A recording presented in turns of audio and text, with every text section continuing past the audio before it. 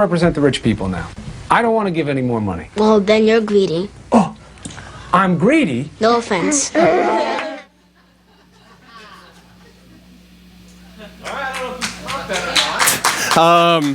But what he asked was, he said, I represent the rich people now. What if I don't want to give my money to the government?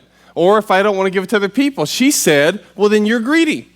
Well, let me ask you a question. I mean, just think through that. She's saying, my question is, if you are middle class and don't want to give your money to the government or other people, are you greedy? See, there's a presidential election coming up a year from now. I don't know if you've caught that or not. But in that, one of the issues that's coming up is this idea of income disparity. There's a growing gap between the rich and the poor, and it's the fault of those greedy rich people. Bernie Sanders flat out says that he's in favor of democratic socialism.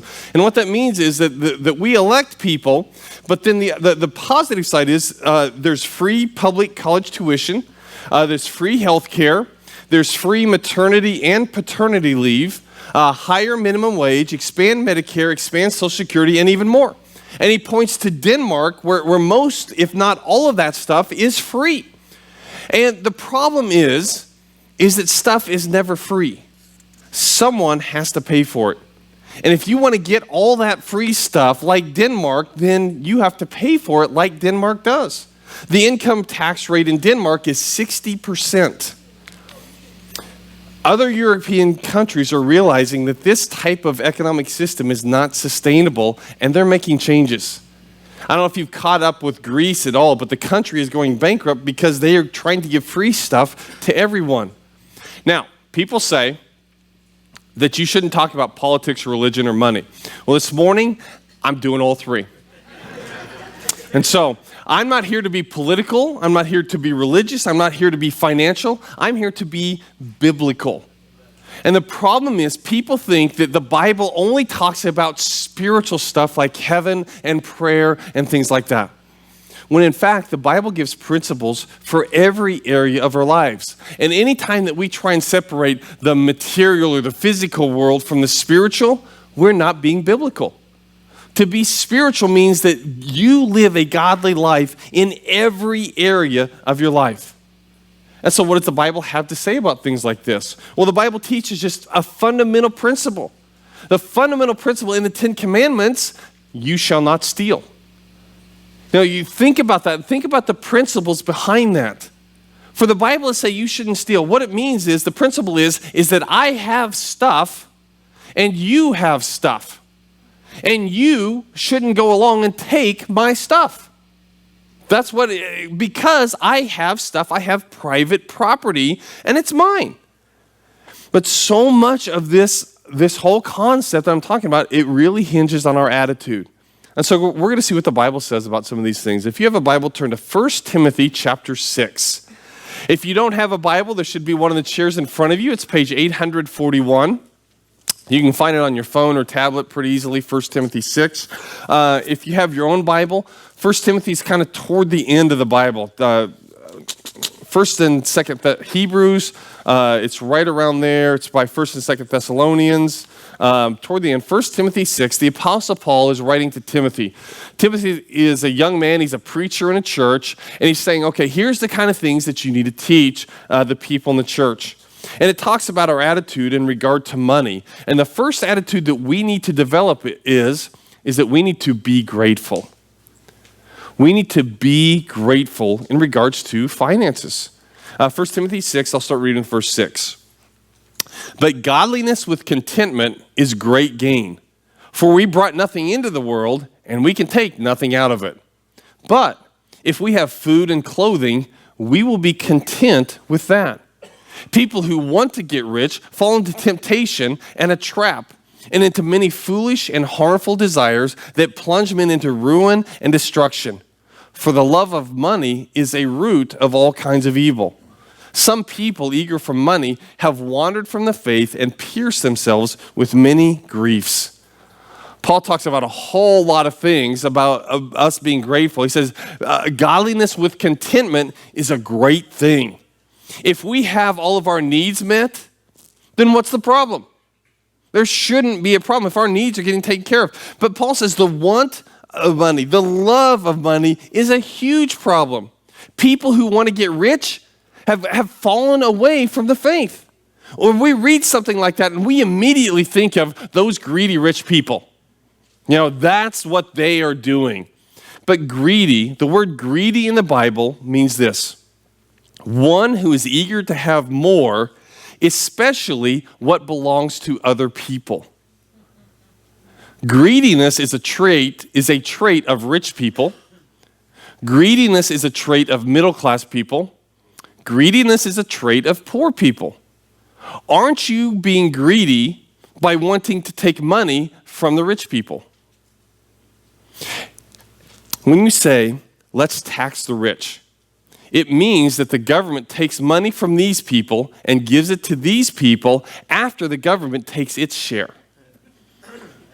And for most people, they don't have an issue with that system as long as they're on the receiving end. Isn't that true? We're okay if the government takes money from these people as long as I'm on the receiving end. But once the government starts taking my money, then it becomes an issue. But during this election time, all I hear is it's time for the wealthy 1% of this country. It's time for them to pay their fair share. Well, let's look at that. Here's a graph. It's done by wages. And the people on the top row, okay, it's divided up in, that's the income that people receive. On the bottom is the taxes that they pay. The top 1% of people in this country already pay 35% of the federal income taxes. The top 1% pay 35% of income taxes. The top 10% pay 68% of federal income tax, personal income taxes. How much more do they need to pay before it's considered fair?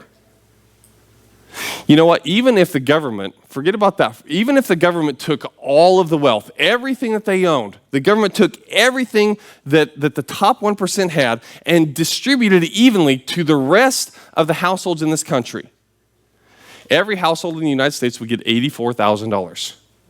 And people are like, dude, well, that's kind of cool. I wouldn't mind an $84,000 check. That would be nice. But think about that. What would happen if that actually happened? Some people would stop working. They'd sit back and go, man, what a bonus. This is awesome. Some people would spend it very quickly. Some people would save it. Some people would invest it. And then what would happen in about 2 years? You'd be in the exact same place you were. Even if we took all of the wealth of the top 1%, that's what would happen. And there's a reason that Jesus said, you will always have the poor with you. But people look at the top 1% and they say, but they have more than they will ever need. They can afford it. Well, Hillary Clinton is the third richest presidential candidate behind Trump and Fiorina. Hillary Clinton, her family makes $17.5 million a year. And we look at that and go, wow, that's crazy. That's just way too much. We have a picture of her houses. They own one house that's worth $1.7 million, one that's worth $2.85 million. And we look at that and go, that's just excessive. And that's more than they could ever need. That's more than they could ever use. Why is she allowed to have that much? Well, let's look at another house. Let's look at one. And I picked this one up off Zillow. Okay, so it's the house right beside the church. Okay, so I don't even know who lives there. But the house right beside the church is in Scottsdale, Arizona. We know that the median income in our 2 zip codes is about $50,000 a year. The house right there is worth, according to Zillow, is worth $280,000. It's a 3-bedroom, 2-bath. But you look at that and you go, okay, well, do they have enough family members that they use up all the rooms in their house, or are some of those rooms kind of extra? Is there more there than they actually need? Are they living excessively? And we would look at that and go, well, no, that's just ridiculous. That's not excessive. But aren't they making more money than they need? And don't they have more house than they can use? I mean, if it's just a couple that's living there, why would they need 3 bedrooms? And they can only be in one living room at a time. So if they're in a living room, why do they need a family room? Isn't that excessive? It really depends on your perspective, doesn't it? Because if you go to Juarez, Mexico, where the annual income is $3,000 a year, And you look at a house like this that I helped build, that house is worth $5,000. A whole family is going to be living in that house. Not just one or two people, but a family is living there. There's 2 rooms in that house. That house is, if you have a garage on your house, that house is smaller than your garage. Now, when you look at things like that, they would look at your house and go, you've got a place just to store your car? Do you see what I'm saying? About having, who is to judge what's excessive? Who is to judge what is needed? You know, we need to stop being envious of other people's money and make our own money. But we need to stop being envious of that. That's what the Bible tells us. In Romans chapter 1, verse 29, it says this, they have become filled with every kind of wickedness, evil, greed. Greed is what? Is wanting more, and especially wanting more from other people. That's what the Bible definition of that is. Greed and depravity, they are full of envy, murder, strife, deceit, and malice. You know, those things, those ideas of being greedy and wanting what other people have. But some people say, I don't have enough to make ends meet. Well, if you don't have enough money to make ends meet, I'm going to tell you what, you don't have an income problem, you have a spending problem. In all of the Christian love that I can share with you, you don't have an income problem, you have a spending problem. Now, you may not like some of the choices that you have to make, but no one here has that. We have spending problems. And if you really strongly disagree with that, please meet me after the service and let's talk about it. Okay? I am not here to beat up on anyone. I'm here to share, here's what the Bible says. With your finances, the place that Paul starts when he talks to Timothy is this idea, be grateful. He says, be content with what you have. Some people who desire to be rich have wandered away from the faith. And so we need to have a grateful attitude about what we do have. We need to be content with those things. The second thing that Paul says is be godly. Be godly. There in 1 Timothy 6, verse 11, he says, but you, man of God, flee from all of this and pursue righteousness, godliness, faith, love, endurance, and gentleness. Paul writes and says, hey, flee. This idea of getting rich off someone else's money, being greedy, run away from it. Have nothing to do with it. Instead, pursue righteousness. Be godly in the way that you deal with your finances. And godliness in this area of this idea of finances is being productive. You know, God has created you for a purpose.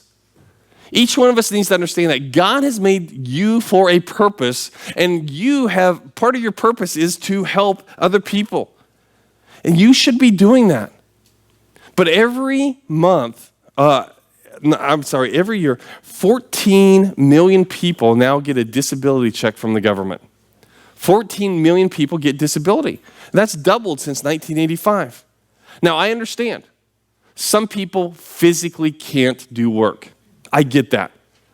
But when something like this doubles in this amount of time, there's a lot of money, there's a lot of people collecting money from the government who should be working.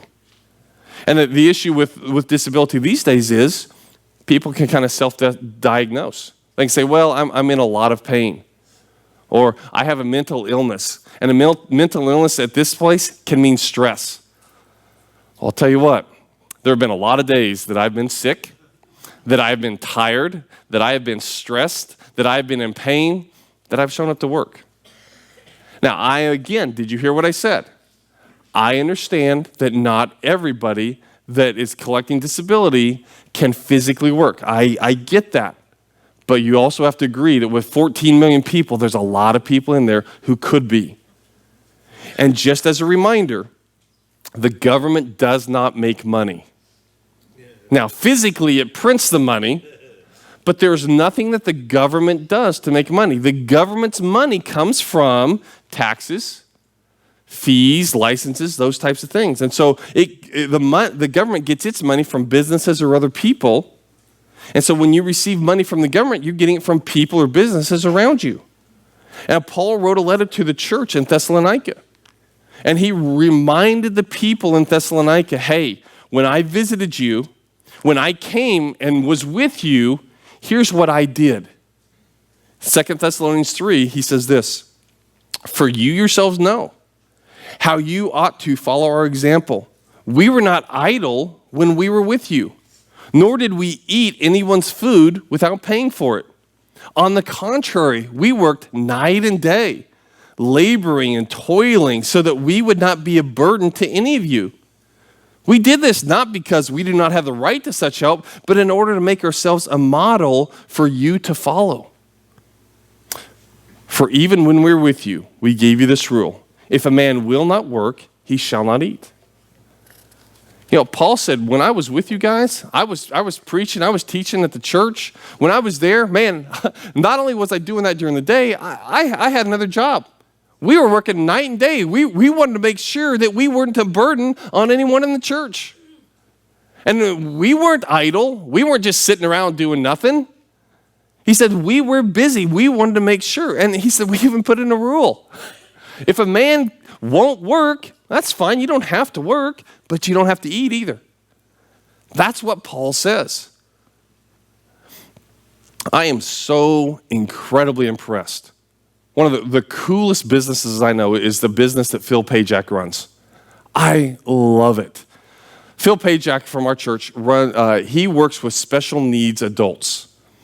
And so what they do is they employ these special needs adults, and they give them repetitive tasks, ones that they enjoy because it's doing the same thing over and over and over and over. And it's jobs a lot of people would say, I don't want to do that.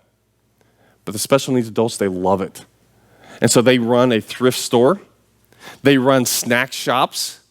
They have some people that go around and pick up ink cartridges from businesses and take them to other businesses that refill them. And these special needs adults go there, and I'll tell you what, there is a huge sense of accomplishment. There's a huge sense of purpose because they're out there, they're being productive in helping other people. They love it. And I just think it's one of the coolest things ever.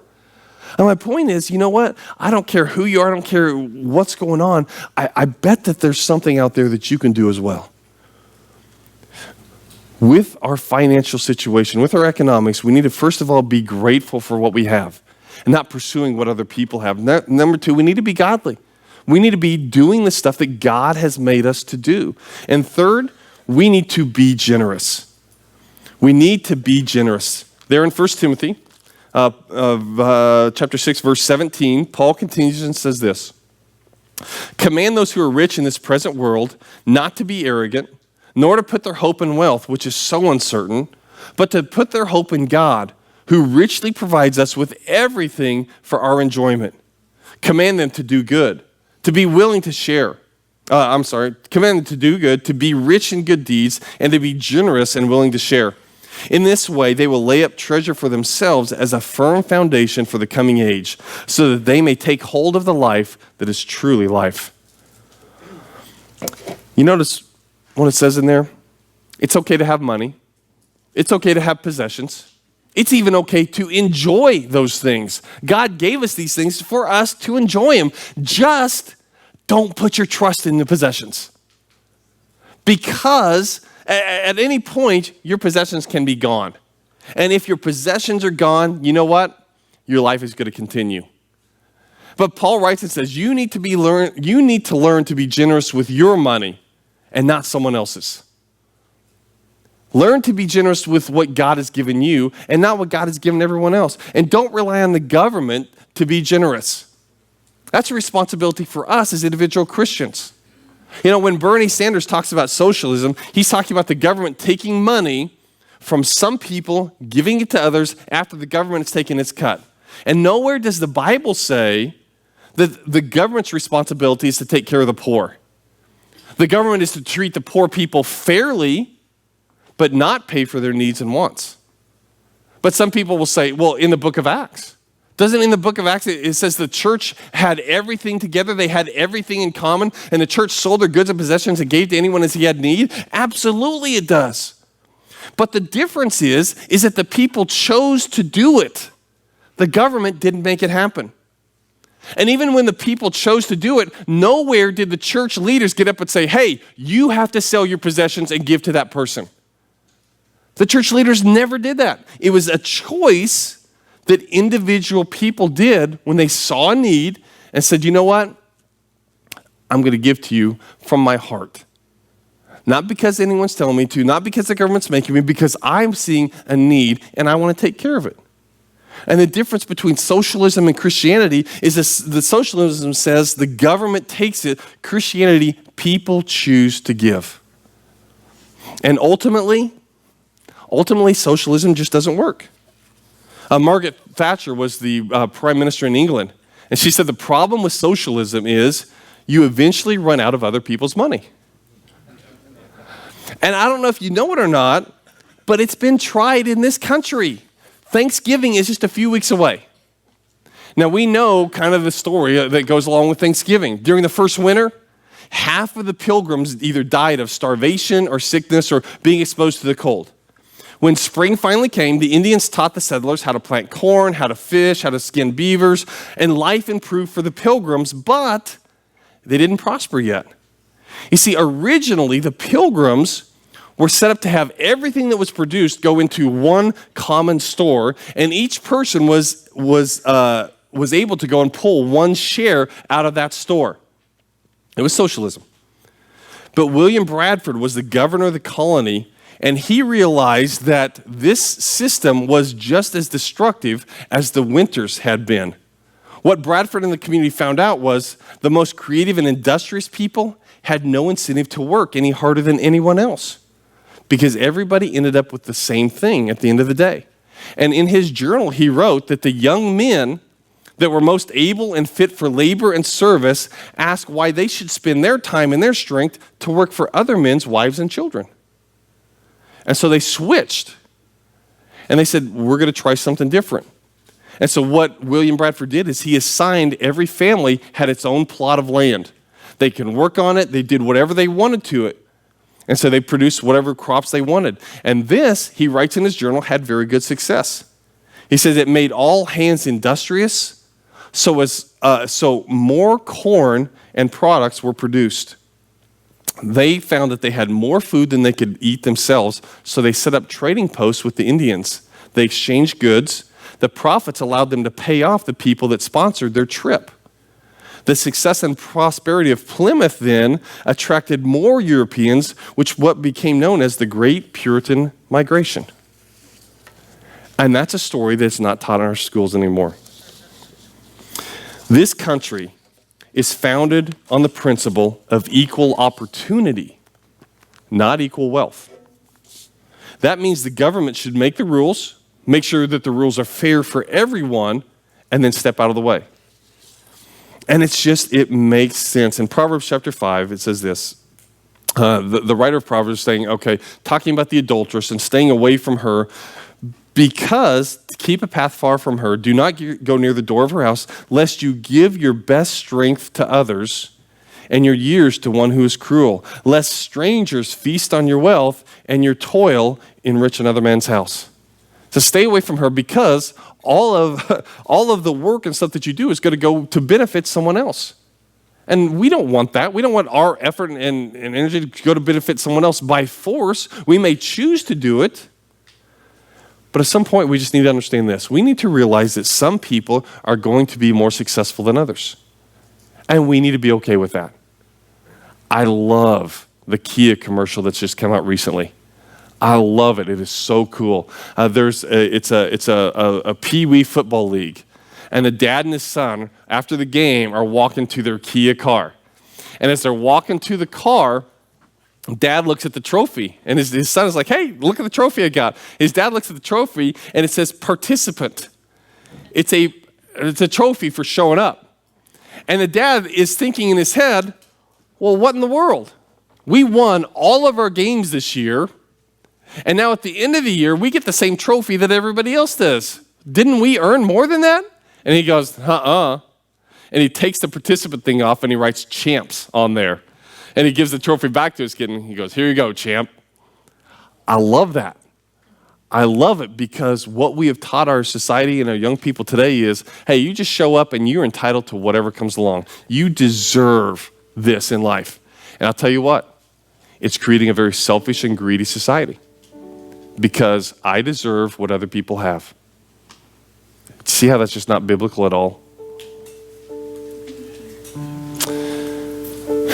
With your finances, with all these things in life, you need to first of all be grateful for what God has given you. Don't be chasing after what someone else has. Number 2, be godly. Be godly. Whatever way that God has created you, however He's designed you, put that to work for someone else. At a job or in a volunteer situation, use the gifts that God has given you to help someone else. And 3rd, be generous. Don't rely on the government. Don't rely on the church. You learn to be generous with what God has given you. That's what He's called us to do. You know, regardless of what happens with our national economy or our personal finances, God is still bigger. And I'll tell you what, there is nothing bigger than God's love. Nothing can compare with the hope that He offers in our lives. Even if our entire economy collapses and you end up living in a van down by the river, God is bigger than that situation. And the hope we have is no matter how good or bad it is on this earth, that we are going to go to a place that is much better. That's what God has said. And so if you are not a follower of Christ at this point, man, we need to have a talk. We need to have a conversation. We need to share with you about a God who loves you so much that He gave. He was generous with His own Son. He gave His Son's life so that you could have eternal life. So I just ask that everyone would stand up where you are. And if you want to trust in the hope that God offers in the midst of crazy financial times, why don't you come meet me up front as we sing this song.